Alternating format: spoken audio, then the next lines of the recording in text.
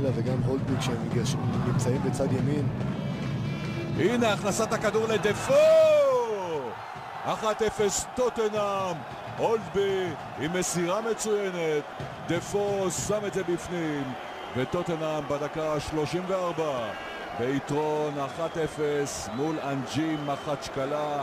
השביעי העונה של דפו, החמישי שלו באירופה, והמחמאות קודם כל להולדבי. איזה מסירה, דפו פוגע. כדור גדול של הולדבי, אבל אפס סרדרוב בכדי לצופף פנימה ולקבל את דפו. גם הבלם הנוסף ממבט על הכדור ולא מקבל את דפו.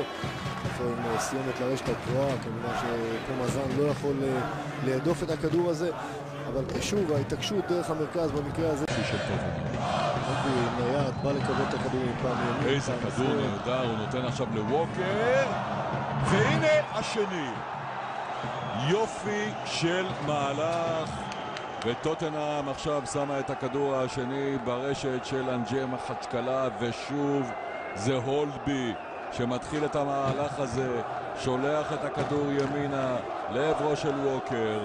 ווקר מכניס את הכדור הזה למרכז, הוא מגיע לשם צ'אדלי וקובע 2-0 לטוטנהאם. שוב פעולה טובה של הולדבי, סוף כל סוף ווקר יוצא לאורך הקו ומגיע לעמדה קדמית.